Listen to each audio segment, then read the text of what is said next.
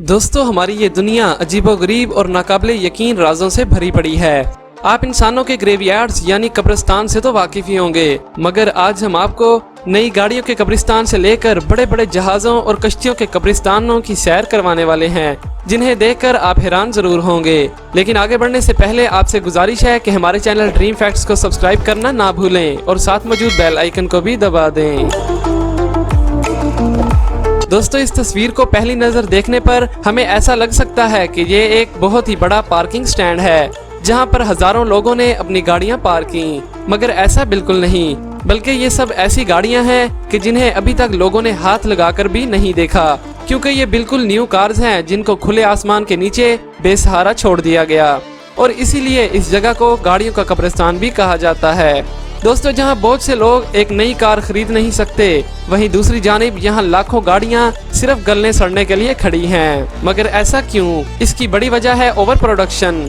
Company ज्यादा गाड़ियां बेचने के लिए अंधाधुंध प्रोडक्शन करती हैं, मगर उनकी सब गाड़ियां बिकती नहीं, और इसीलिए उनको ज्यादा जमीन खरीदनी पड़ती है जहां वो इन फालतू गाड़ियों को रख सकें। मगर इसके बावजूद वो कार्स की मैन्युफैक्चरिंग को कम करने की बजाय अपनी प्रोडक्शन को बढ़ाती रहती हैं। अब आप सोच रहे होंगे कि कंपनियां इन्हें कम दामों में बेच क्यों नहीं देती, मगर वो ऐसा बिल्कुल नहीं कर सकती, क्योंकि इससे उनकी कीमत गिरने का खतरा होता है। और गाड़ियों के ऐसे कब्रिस्तान आपको दुनिया में बहुत सी जगहों पर देखने को मिल जाएंगे, जहां हजारों गाड़ियां कबाड़ बनने के लिए खड़ी हैं। तो दोस्तों, आगे बढ़ने से पहले इस वीडियो को लाइक जरूर कर दें।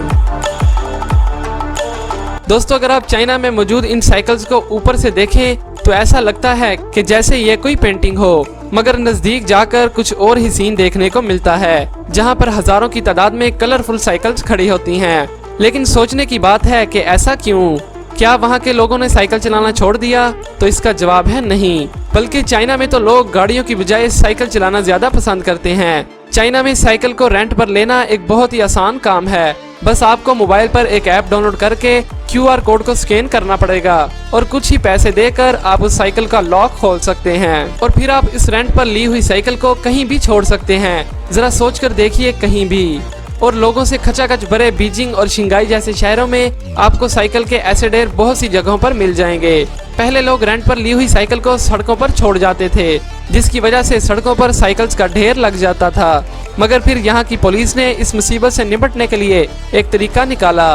पुलिस हर रोज सड़कों पर खड़े किए गए साइकिल्स के ढेरों को उठाकर खाली जमीनों में छोड़ आते हैं। मगर यहाँ मजे की बात यह है कि रेंट पर साइकिल देने वाली कंपनियों ने स्पेशल लोगों को नौकरी पर रखा हुआ है, जो कि इन बड़े ढेरों में से अपनी साइकिल को निकाल कर लाते हैं, और ये काम रोजाना ऐसे ही चलता रहता है।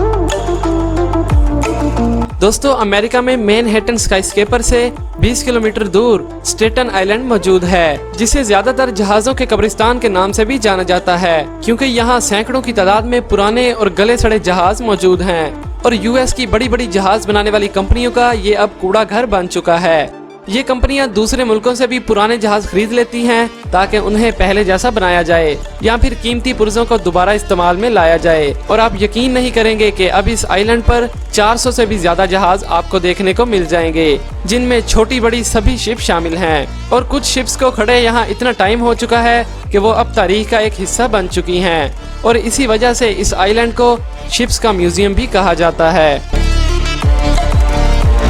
दोस्तों, अब बात करते हैं दुनिया के सबसे बड़े जहाजों के कब्रिस्तान की, जो कि अमेरिकन एयरफोर्स की बेस डेविस मोंथन में वाक़ है, जिसे ज्यादातर बोन यार्ड्स के नाम से जाना जाता है। यहाँ पर 4400 फाइटर जेट्स और वार प्लेन्स मौजूद हैं, और इन्हें एक तरतीब के साथ बड़ी ही एहतियात से रखा गया है। यहाँ जहाज सिर्फ गलने सड़ने के लिए ही नहीं छोड़े गए, बल्कि उनसे बहुत से काम लिए जाते हैं, यानी नए जहाज बनाने के लिए कीमती पुर्जे, या फिर पुराने जहाजों की रिपेयरिंग के लिए भी ये काफी कारआमद साबित होता है।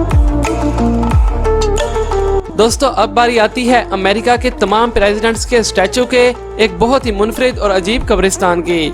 स्टैचूज का ये कब्रिस्तान अमेरिका की रियासत वर्जीनिया में वाक़ है, जहां अमेरिका के 43 मुख्तलिफ प्रेसिडेंट्स के स्टैचूज मौजूद हैं। लेकिन यहाँ हैरानकुन बात यह है कि हर स्टैचू की लेंथ तकरीबन 20 फीट और वजन तकरीबन 10,000 पाउंड यानी 4,535 किलोग्राम है। लेकिन ये इतने पुराने हैं कि कोई भी स्टैचू अपनी असली हालत में मौजूद नहीं, क्योंकि वो कई जगहों से खराब हो चुके हैं, कहीं से टूट चुके हैं तो कहीं उन पर दाग धब्बे पड़ चुके हैं। दोस्तों आपने दुनिया की most advance city Las Vegas का नाम तो सुना ही होगा, जहां पर बड़ी तादाद में स्काईस्केपर्स और होटल्स वगैरह मौजूद हैं, जिन पर बड़ी तादाद में वीडियो एड्स और साइन बोर्ड्स लगाए जाते हैं। इन साइन बोर्ड्स का डिजाइन इतना अच्छा होता है कि हर कोई देखता ही रह जाता है और आए दिन साइन बोर्ड्स तब्दील होते रहते हैं। यहाँ सोचने की बात है कि आखिर उतारे हुए साइन बोर्ड्स कहाँ जाते होंगे। तो जरा इस जगह को देखिए, जहाँ पर हजारों की तादाद में पुराने साइन बोर्ड्स मौजूद हैं और कई सालों से ऐसे ही पड़े हैं, और इसीलिए अब ये एक टूरिस्ट प्लेस भी बन चुकी है, जहाँ पर रोजाना हजारों की तादाद में लोग घूमने फिरने आते हैं।